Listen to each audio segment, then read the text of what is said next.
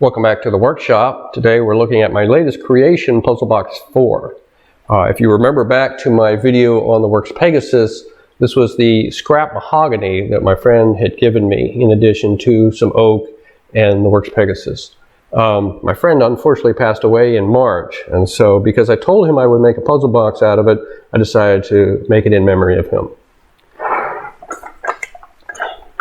The mahogany is finished with a shellac, features dovetail construction. The pieces on top are actually a 1/4-inch birch plywood, and then the bottom features some poplar. There's some other secrets inside, and we'll go into that next. Now, looking at the puzzle, it's kind of a heavy box. This is actually heavier than Puzzle Box 1 and Puzzle Box 3. Puzzle Box 2 is very light. If you had seen those other videos. If you have not, there's a playlist for puzzle cabinets and puzzle boxes, and all of my creations are there, and this will be there as well. So it's kind of a hefty box. This is not really this is not a solution where we want to shake it around a bunch. As you know, twirling things on tables is a waste of time. In fact, this is just too large to even want to be twirling around on a table. It's a puzzle box, but it's almost getting to puzzle cabinet size, or at least puzzle cabinet weight, for the puzzle cabinets that I do.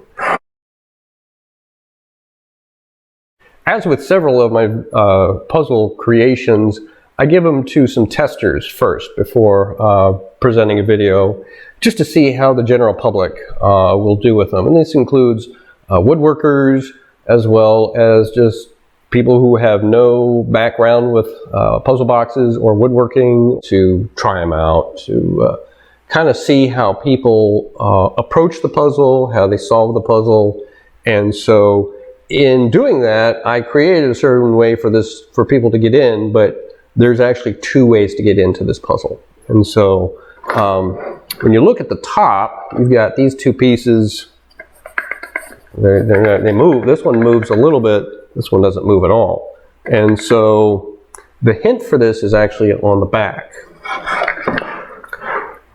On the back, down here is a little tool. So let's pull that out.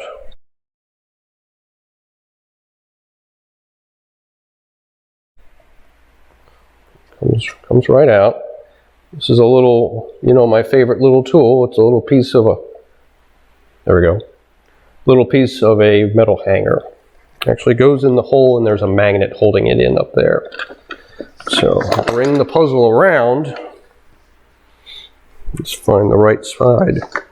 Now, I devised this for getting into this, but several people got into this without needing this. So that's the two solutions there. But pull this down here, actually pulls this part off. It's got a couple magnets on it. Put that to the side. Now at this point, this puzzle is based on a sliding mechanism.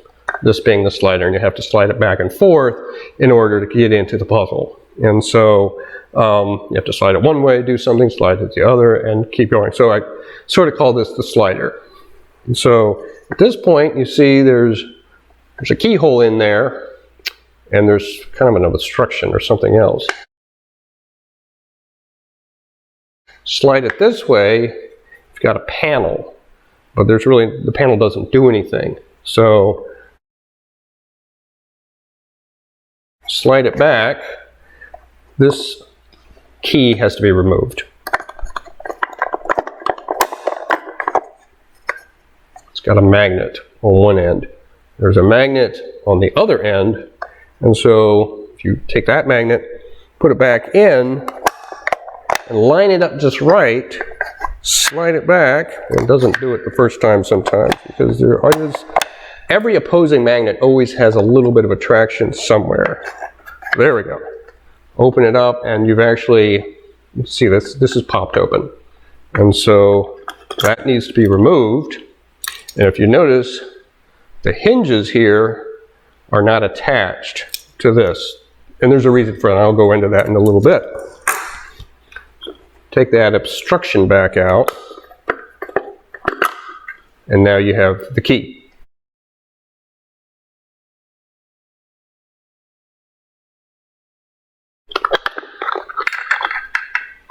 Key to open the lock. Pull that back, take your obstruction out, you don't really need that anymore. Go in here, unlock it. This is fixed right here. This part is fixed, this part is not. So this pulls out and goes to the side. Now, inside,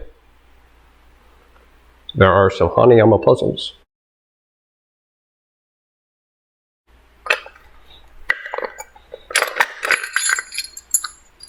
Chain,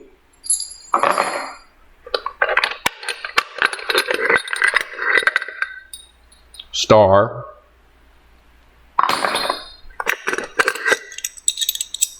flag, for those of you who know what those are. And now you're done. Or are you? Well, if you know any of my puzzles, you know you're not finished.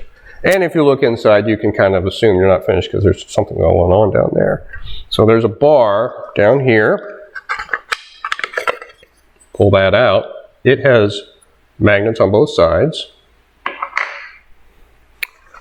And then there's a drawer. A little drawer popped out. A little hidden drawer.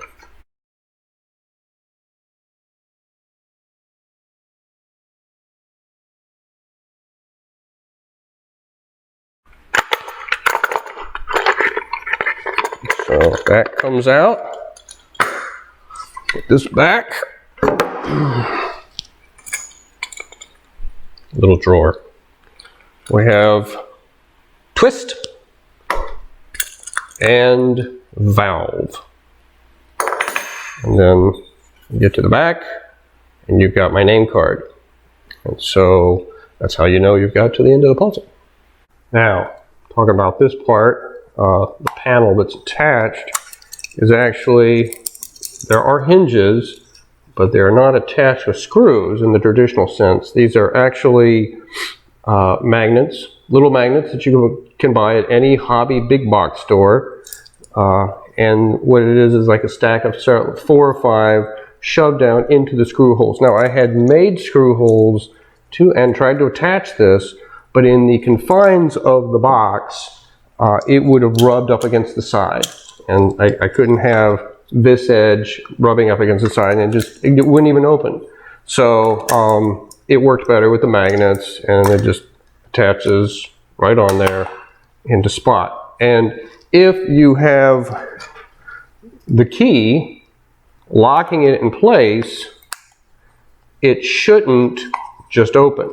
Now, one of my testers, a 10-year-old, was able to get it open this way. And I mean, it's the way the mind works. That's a good solution. But because of the stick being in the way, he couldn't get the key out. So you still have to be able to at least pull this out to then be able to get in. And so something to consider. But that's all part of the experimentation that building a puzzle box is for me and for many others. When I designed this, it was originally sort of a multi-level puzzle. And not a multi-level in the idea of multi-levels of difficulty, but actual multiple levels. And so you sort of saw that in the solve. And so that there would be the top piece going back and forth, sliding back and forth. Then there would be another level of sliding and another level of sliding, and then a secret or a hidden compartment at the bottom. But that involves a lot of grooves or rabbets being made, and that's kind of a waste of time. And with the mahogany, I just didn't want to risk it. So I just did the first level being the slider, the second level being the lock, and the third level being the hidden compartment. Originally there was another level with a hinged lid or a hinged piece, but level 2 is sort of a combination of the original 2 and 3. So it all worked out. And that is Puzzle Box 4.